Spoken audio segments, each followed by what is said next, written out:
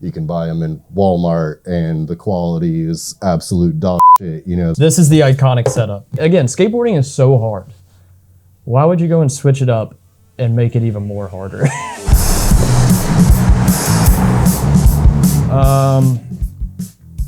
I'm trying to figure out how to start this in an organic way. Yeah, I mean, what he was just saying, like, too many board brands, you know. Okay. How do you even begin? You know, the majority of what you're going to see in here right now, which I feel like you like skateboarding, you like Anti-Hero. Yes. You like Baker. Yeah. What I say earlier, I usually skate an Anti-Hero, but right now I'm skating a Baker, and I always jump in between, always jump both. Yeah. And in my opinion, that's two more purist skateboarder companies that's been around for a long time and shaped the culture of skateboarding altogether. And again, there is a lot of skate companies and a lot that have went under in the past 10, 15 years, but probably a new one being born right now. Yeah, exactly. Probably a new one came out yesterday. Yep. Yeah. And honestly, there's so many. Again, I've been skateboarding for 22 years of my life, and sometimes Thrasher will post something and be like, oh, so-and-so went pro for so-and-so company. I've never even heard of the company. And Thrasher's posting. Or the person. Or the person.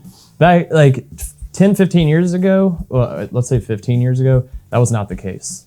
Like, there was 20 main dudes in all of skateboarding that everyone knew. Yeah, you know? You've heard of every single team rider. You knew all the flow riders at that point because it was such a small world. You know? And now it's exploded, and especially with social media and everything now. But there's so many good people now. It's you can't even keep up. It's literally too much to keep up with. But here, what you see is kind of the brands that have stuck because of their huge impact in skating. Like, you know, Death Wish Skateboards is owned by Baker Skateboards, which is a fun little fact. But they branched off of what they had already built, made a secondary company, and now they have their own distribution company.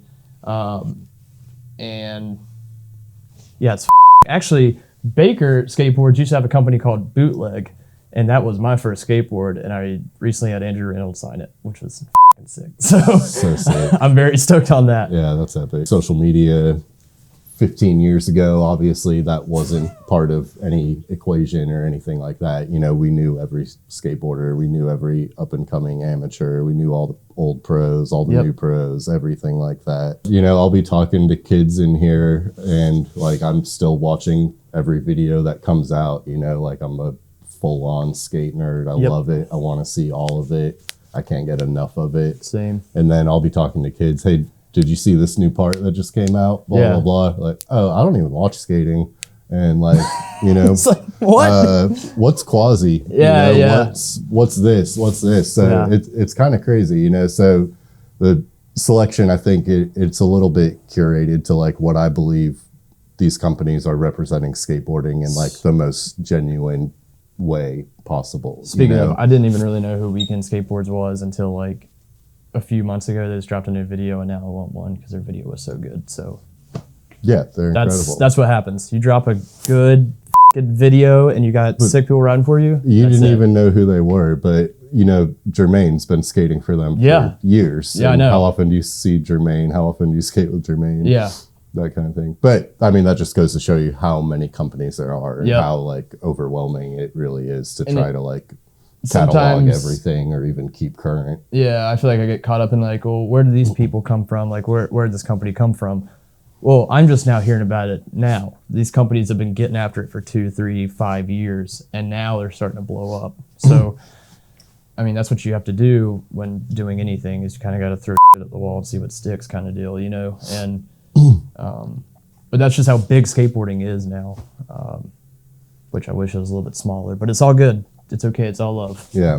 But as far as the selection goes, you know, like, there are so many brands, and like, there's no feasible way that I would be able to carry every brand and everything, you know. But that being said, I feel like, again, these brands all represent what I believe to be like pure skateboarding. You know, like I had someone message me the other day, for example, and he's like, hey man, are you ever going to get World Industries in the shop? And like, you know, World Industries, like when I was growing up especially, was huge. Like one of the best, you know, they were kind of like Baker back in the day. As far as like how influential their pros were, their videos were, how much they shaped the culture and that kind of thing. But then them being bought out by several different corporations over the years, all by, you know, big corporate non-skateboarding entities and this kind of thing. And you can buy them in Walmart and the quality is absolute dog shit. You know, they're not even using the proper wood for a skateboard and that kind of thing. So, you know, being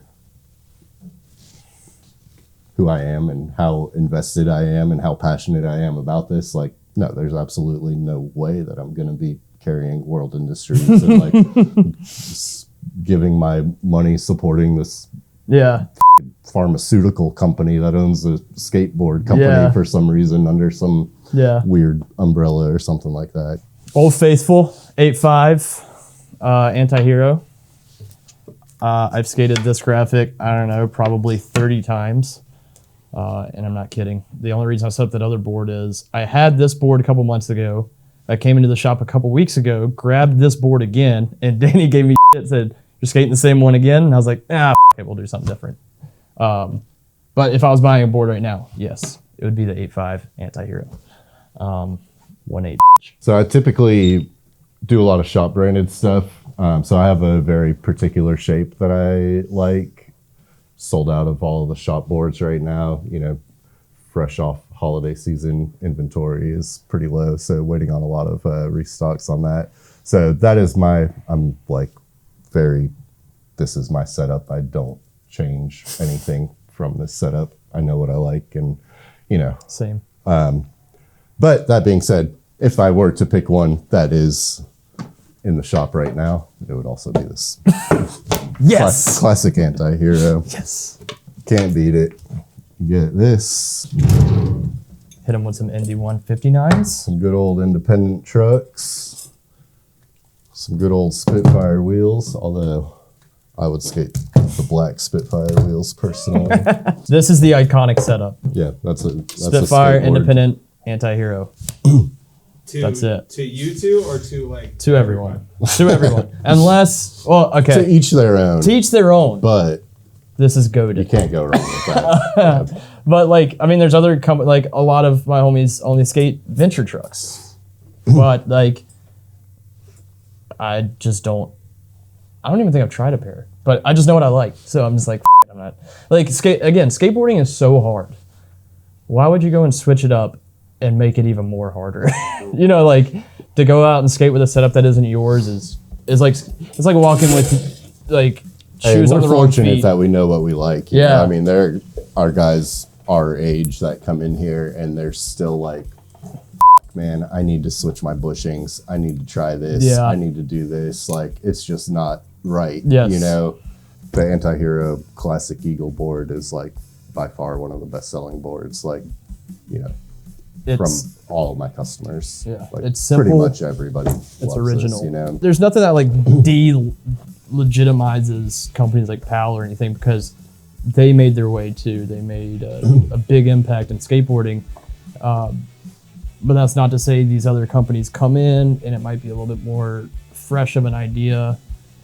And if it sticks, it sticks. And that's kind of what happens, I believe, with these bigger companies. Like you were trying to compare, you know, PAL to what we chose. It's like, again, it's owner's choice.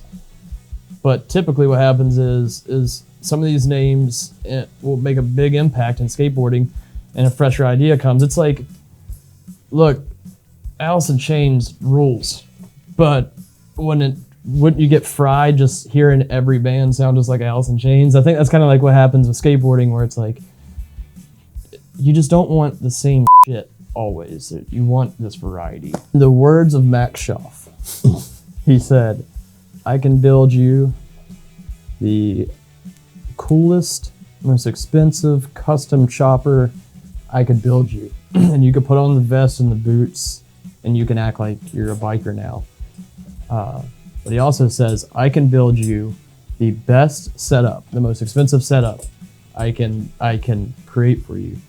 And the moment you put your board down at the park, people are gonna know if you're a kook or not. And that speaks volumes. Just the way you put your board down on the ground, and that's how picky skateboarders are. But like, it's not that we're judging, but it's an indication of where you are as a skateboarder. Matt and Kim, like the band.